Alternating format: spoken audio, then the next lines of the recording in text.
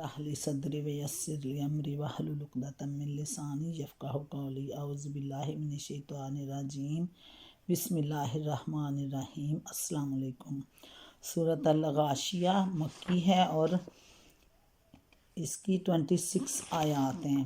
نام پہلے ہی آیت کے لفظ الغاشیہ کو اس سورت کا نام قرار دیا گیا ہے۔ زمان نزول سورت کا پورا مضمون اس امر پر دلالت کرتا ہے کہ یہ بھی ابتدائی زمانہ کی نازل شدہ صورتوں میں سے ہے، مگر یہ وہ زمانہ تھا جب حضور اکرم صلی اللہ علیہ وآلہ وسلم تبلیغ عام شروع کر چکے تھے اور مکہ کے لوگ بالعموم اسے سن کر نظر انداز کیے جا رہے تھے۔ موضوع اور مضمون۔ اس کے موضوع کو سمجھنے کے لیے بات نگاہ میں رہنی چاہیے کہ ابتدائی زمانہ میں رسول اللہ صلی اللہ علیہ وآلہ وسلم کی تبلیغ زیادہ تر دو ہی باتیں لوگوں کے ذہن نشین کرنے پر مرکوز تھی، ایک توحید، دوسرے آخرت پہ یقین، اور اہل مکہ ان دونوں باتوں کو قبول کرنے سے انکار کر رہے تھے۔ اس پس منظر کو سمجھ لینے کے بعد اب اس صورت کے مضمون اور انداز بیان پر غور کرتے ہیں۔ اس میں سب سے پہلے غفلت میں پڑے ہوئے لوگوں کو چونکانے کے لیے اچانک ان کے سامنے یہ سوال پیش کیا گیا ہے، تمہیں اس وقت کی بھی کچھ خبر ہے جب سارے عالم پر چھا جانے والی ایک آفت نازل ہوگی؟ اس کے بعد فوراً ہی یہ تفصیل بیان کرنی شروع کر دی ہے کہ اس وقت سارے انسان دو مختلف گروہوں میں تقسیم ہو کر دو مختلف انجام دیکھیں گے، ایک وہ جو جہنم میں جائیں گے اور انہیں ایسے اور ایسے سخت عذاب جھیلنے ہوں گے، دوسرے وہ جو عالی مقام جنت میں جائیں گے، ان کو ایسی اور ایسی نعمتیں میسر ہوں گی۔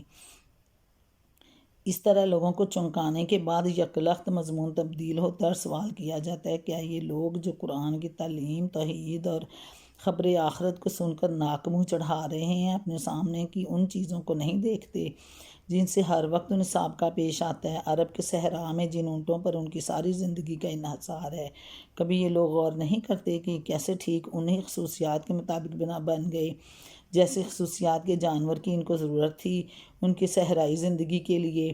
اپنے سفروں میں جب یہ چلتے ہیں تو انہیں یا آسمان نظر آتا ہے یا پہاڑ یا زمین۔ انہیں تین چیزوں پر غور کریں، اوپر یہ آسمان کیسے چھا گیا، سامنے یہ پہاڑ کیسے کھڑے ہو گئے، نیچے یہ زمین کیسے بچھ گئی؟ کیا یہ سب کچھ کسی قادر مطلق صانع حکیم کی کاریگری کے بغیر ہو گیا ہے؟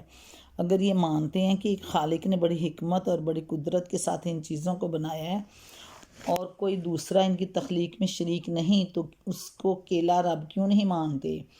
اکیلا رب ماننے سے انہیں کیوں انکار ہے؟ اگر یہ مانتے ہیں کہ وہ خدا یہ سب کچھ پیدا کرنے پر قادر ہے، تو آخر کس معقول دلیل سے انہیں یہ ماننے میں تعمل ہے کہ وہی خدا قیامت لانے پر بھی قادر ہے، انسان کو دوبارہ پیدا کرنے پر بھی قادر ہے، جنت اور دوزخ بنانے پر بھی قادر ہے؟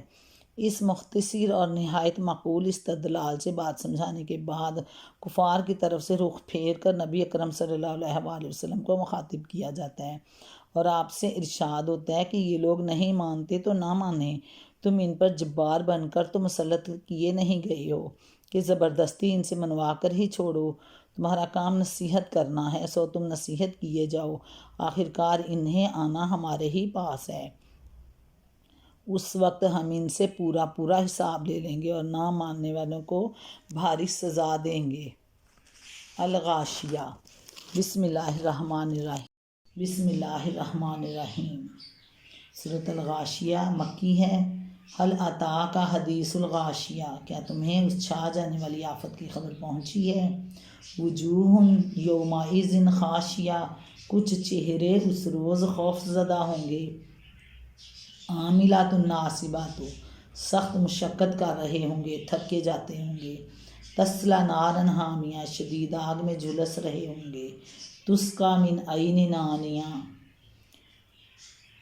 کھولتے ہوئے چشمے کا پانی انہیں پینے کو دیا جائے گا، لیس لہم طعام الا من ضریع، ان کے لیے سوائے کھانے کے سوکھی گھاس خاردار کے سوا کچھ نہ ہوگا، لیسا کچھ نہ ہوگا، لہم واسطے ان کے طعام کھانے کے لیے، الا من ضریع مگر یہ کہ خاردار سوکھی گھاس، لا یسمن ولا یغنی من جوع، جو کھانا یہ ان کی نہ بھوک مٹائے گا نہ ان کی موٹا کرے گا۔ کچھ چہرے وجوہ یومئذ ناعمہ، اس روز بارونق ہوں گے۔ لسعیہا راضیہ، اپنی کارگزاری پر خوش ہوں گے، اپنی محنت پر راضی ہوں گے۔ فی جنت عالیہ، عالی مقام جنت میں ہوں گے۔ لا تسمع فیہا لاغیہ، کوئی بیہودہ بات وہاں نہ سنیں گے۔ فیہا عین جاریہ، اس میں چشمے رواں ہوں گے۔ فیہا سرر مرفوعہ، اس کے اندر اونچی مسندیں ہوں گی۔ واکواب موضوعات، ساغر رکھے ہوئے ہوں گے۔ ونمارق مصفوفہ، گاؤ تکیوں کی قطاریں ہوں گی۔ وزرابی مبثوثہ، اور نفیس فرش بچھے ہوئے ہوں گے۔ افلا ینظرون الی الابل کیف خلقت، یہ لوگ نہیں مانتے تو کیا یہ اونٹوں کو نہیں دیکھتے کہ کیسے بنائے گئے ہیں، کیسے ان کی تخلیق کی گئی ہے۔ وإلی السماء کیف رفعت، آسمان کو نہیں دیکھتے کہ کیسے اٹھایا گیا ہے، کیسے بلند کیا گیا ہے۔ وإلی الجبال کیف نصبت، پہاڑوں کو نہیں دیکھتے کہ کیسے جمائے گئے ہیں۔ وإلی الأرض کیف سطحت، اور زمین کو نہیں دیکھتے کہ کیسے بچھائی گئی ہے۔ فذکر انما انت مذکر، اچھا تو اے نبی نصیحت کیے جاؤ، تم بس نصیحت ہی کرنے والے ہو۔ لست علیہم بمسیطر، کچھ ان پر جبر کرنے والے نہیں ہو۔ الا من تولی وکفر، البتہ جو شخص منہ موڑے گا اور انکار کرے گا۔ فیعذبہ اللہ العذاب الاکبر، تو اللہ اس کو بڑا بھاری عذاب دیں گے، بڑی بھاری سزا دیں گے۔ ان الینا ایابہم، ان لوگوں کو پلٹنا ہماری طرف ہی ہے۔ ثم ان الینا حسابہم، پھر ان کا حساب لینا ہمارے ہی ذمہ ہے، طرف ہی ہے۔ ثم ان الینا حسابہم، پھر ان کا حساب لینا ہمارے ہی ذمہ ہے۔ بسم اللہ الرحمن الرحیم۔ هل اتاک حدیث الغاشیہ، مراد ہے قیامت، یعنی وہ آفت جو سارے جہان پر چھا جائے گی۔ کیا تمہیں اس چھا جانے والی آفت کی خبر پہنچی؟ اس مقام پر یہ بات ملحوظ خاطر رہے کہ یہاں بحیثیت مجموعی پورے عالم آخرت کا ذکر ہو رہا ہے، جو نظام عالم کے درہم برہم ہونے سے شروع ہو کر تمام انسانوں کے دوبارہ اٹھنے اور اللہ تعالیٰ کی عدالت سے جزا و ثواب پانے تک تمام مراحل پر حاوی ہے۔ وجوہ یومئذ خاشعہ، کچھ چہرے اس روز خوف زدہ ہوں گے۔ چہروں کا لفظ یہاں اشخاص کے معنی میں استعمال ہوا ہے، چونکہ انسانوں کے جسم کی نمایاں ترین چیزیں اس کا چہرہ ہے، جس سے اس کی شخصیت پہچانی جاتی ہے، اور انسان پر اچھی یا بری جو کیفیات بھی گزرتی ہیں ان کا اظہار اس کے چہرے سے ہی ہوتا ہے۔ اس لیے کچھ لوگ کہنے کے بجائے کچھ چہرے کے الفاظ استعمال کیے ہیں۔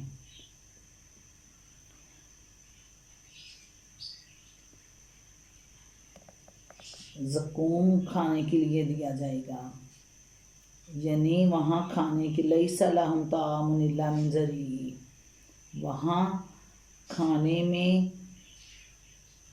سوکھی گھاس کے سوا، خاردار سوکھی گھاس کے سوا کوئی کھانا ان کو نہ ملے گا۔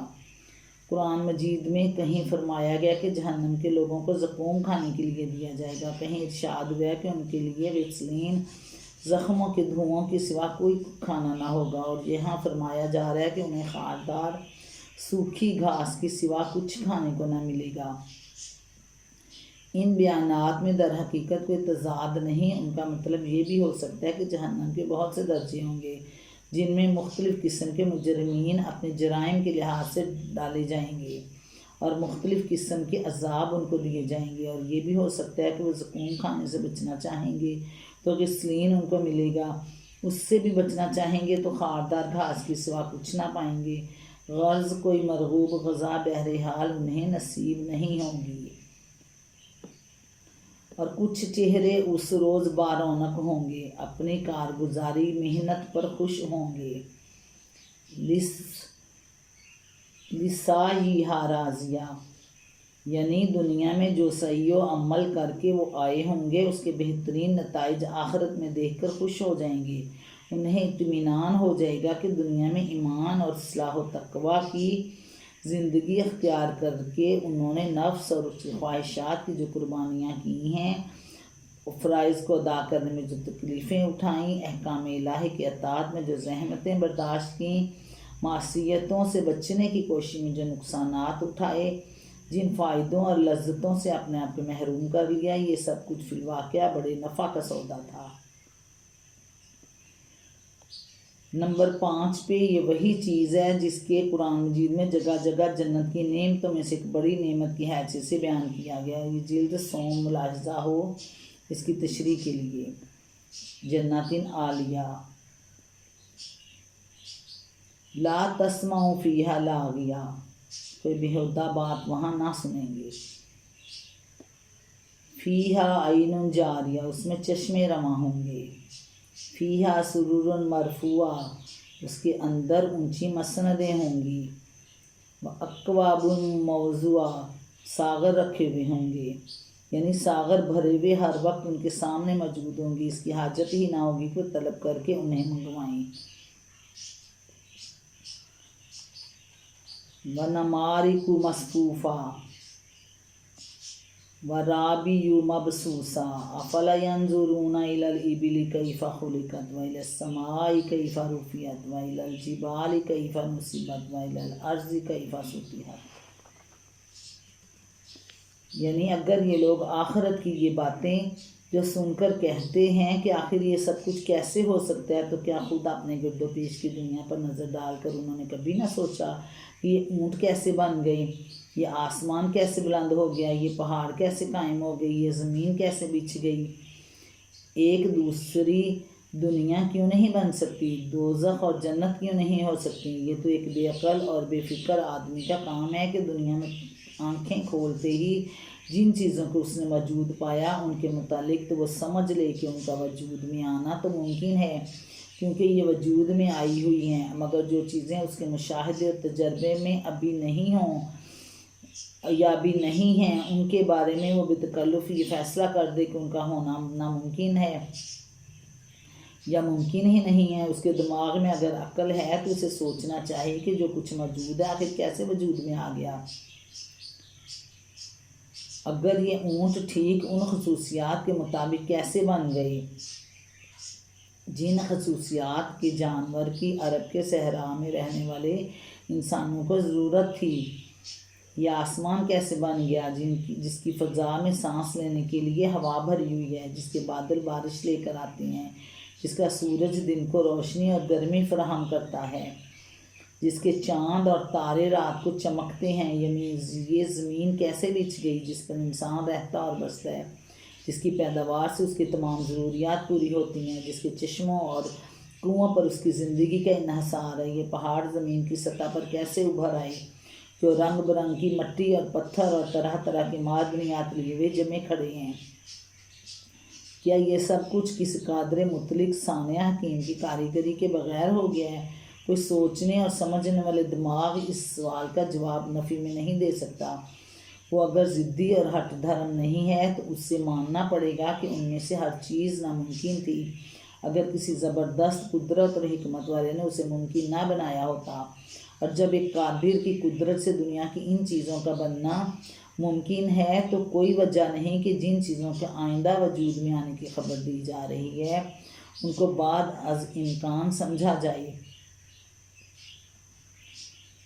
یعنی اگر معقول دلیل سے کوئی شخص بات نہیں مانتا تو نہ مانے، تمہارے سپرد یہ کام تو نہیں کیا گیا کہ نہ ماننے والوں سے زبردستی منواؤ، تمہارا کام صرف یہ ہے کہ لوگوں کی صحیح اور غلط کا فرق بتا دو اور غلط راہ پر چلنے کے انجام سے خبردار کر دو، سو یہ فرض تم انجام دیتے رہو، ہدایت دینا تو ہمارا کام ہے۔ اچھا تو اے نبی نصیحت کیے جاؤ، تم بس نصیحت ہی کرنے والے ہو، کچھ ان پر جبر کرنے والے نہیں ہو۔ البتہ جو شخص منہ موڑے گا اور انکار کرے گا تو اللہ اس کو بھاری سزا دے گا۔ ان لوگوں کو پلٹنا تو ہماری طرف ہی ہے، پھر ان کا حساب لینا ہمارے ہی ذمہ ہے۔ ربنا آتنا فی الدنیا حسنۃ وفی الآخرۃ حسنۃ وقنا عذاب النار وقنا عذاب النار وقنا عذاب النار۔ اللہ تعالیٰ شفا تندرستی زندگی عطا کریں، دنیا و آخرت میں عزت دیں اور سرخرو کریں، امت محمد کو اپنی رحمت کے سائے میں ڈھانپ لے۔ اللہ تعالیٰ ہمیں قیامت والے دن اپنے نبی مبارک کے مبارک ہاتھوں سے ہمیں پانی نصیب کرائے اور پیاس بجھائے۔ قیامت والے دن اللہ تعالیٰ امت محمد کو سرخرو کرے اور جنت میں اعلیٰ مقام جنت الفردوس میں عطا کرے۔ اللہ حافظ۔ السلام علیکم ورحمۃ اللہ۔